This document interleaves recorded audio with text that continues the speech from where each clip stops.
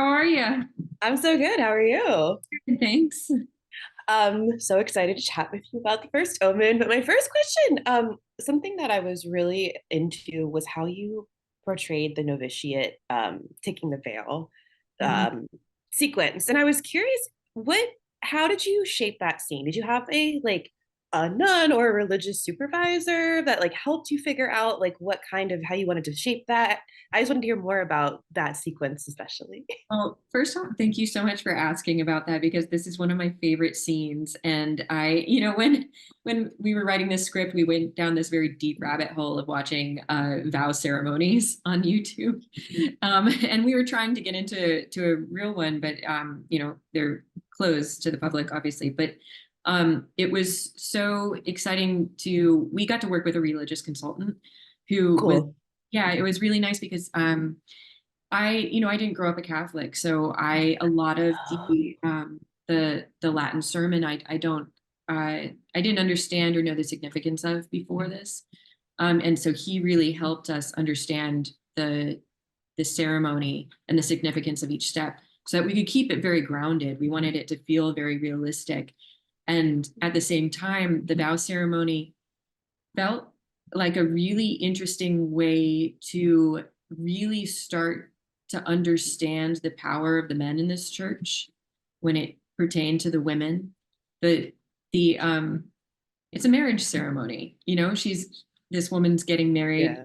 to God, but she's laying down face first into the floor in front of a man. And so taking that and then also finding these really interesting moments of body horror that I didn't expect, like when the wimple is being put on. And I almost started like crying, which I know sounds dramatic, but like you really mirrored sexual assault acts in this, but also reminds me of women getting ready for marriage, arranged marriages, getting corsets put on and like that kind of thing. So I really loved how you use this moment to really show discomfort and draw parallels to sexual violence, even though it's just the wimple. Like it is really amazing that way that you have that sequence go.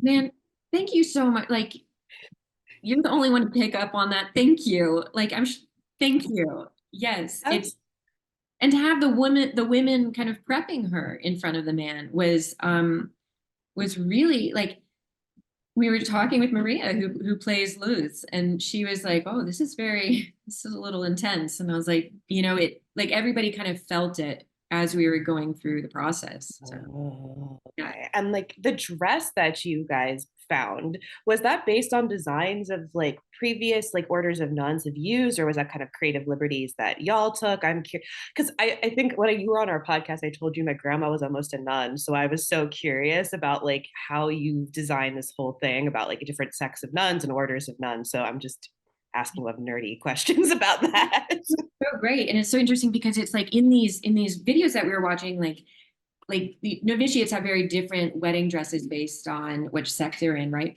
Yeah. Um, but what was so I don't know why this like really struck me so hard that it just felt like a very it just felt like a wedding dress, like a very, Yeah. wedding dress you took out. And Paco designed this dress, and I wish he was here so that he could speak to it more because when when we all saw it, like he didn't talk about it and we didn't collaborate on what this dress would look like. We just knew that it was going to be a wedding dress. And then I saw it and all I could do was and it was so stunning because we that shot where she walks down the aisle, people are really reacting to seeing the dress for the first time. Like all these little girls It are. is like a little wedding. It is like a really fucked up wedding. Sorry, but like it is exactly like that. It is. And the translation of the Latin is telling this woman to be submissive to God and to do his bidding. And then she has to, the thing that really the prostration really affected me, I think, on set. And while Yeah. shooting that was for some reason very difficult for me to shoot. Oh, that's so interesting. Yeah. Wow.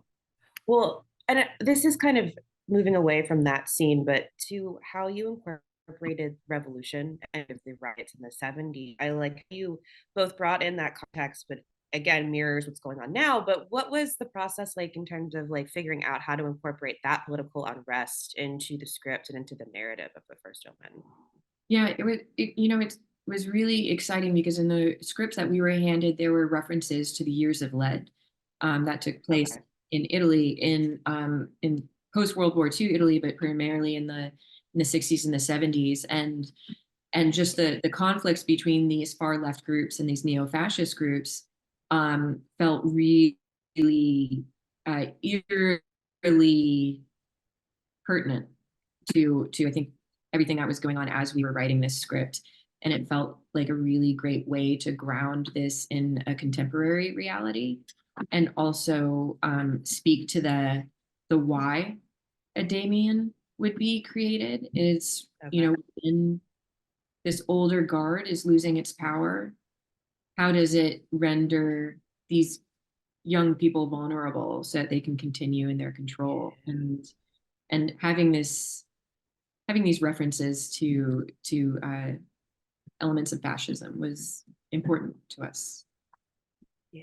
And I love that too. And again, I think unfortunately also mirrors our current political moment, which is a bummer, but I think I love that. And then my other question is, how did you balance homage to the original while also carving out? Because I know it's so difficult. Like we obviously see the like it's all for you sequence, but there isn't a lot of fan service, which I appreciate again, like in like, continuing these franchises and IPs. So what was that like for you and like obviously the writing team to kind of figure out that balance between a little bit of fan service, but also creating something that felt unique and not just a piece of fan service? Yeah, no, I really appreciate that. And I think a lot of that came out of my fear and intimidation of Richard Donner because I think he was such a fantastic director. And I was like, no, I'm not even going to try and do any of that. um, and I think, a lot of the homages came naturally out of asking these, trying to answer questions that we were Okay. wanting to explore, like the 666, like that's so exciting that exploring that mythology to us was Oh yeah. yeah, it was an exciting process, and but I think the hanging is the most overt homage, right? And trying to figure out, okay, how do you make that really upsetting and disturbing in a totally different way than the 76 version? And it was exciting to do this with Ishtar, who was playing this character that is very childlike. She's so good too. She's so creepy. Like she hits that so well. She just like, how children are just so raw emotionally, and she was able to enter that wavelength. And like there's this moment where she's giggling and then all of a sudden she just starts crying, and you're like, oh man, there's a lot of turmoil going on in there and you don't know how to handle it. So when you see her go up to height, your heart immediately goes out to her. It's we didn't want the like bloodthirsty reaction from the audience where you're like, yeah, you wanted her to be like, oh no. Well, she feels like, I mean, again, not to like spoilers, but it feels like she's one of these girls that was abused by the church. Again, like I know it's all my own interpretation, but it has that vibe of someone who is unable to heal and so what happened, what that kind of trauma can look like and how it can manifest.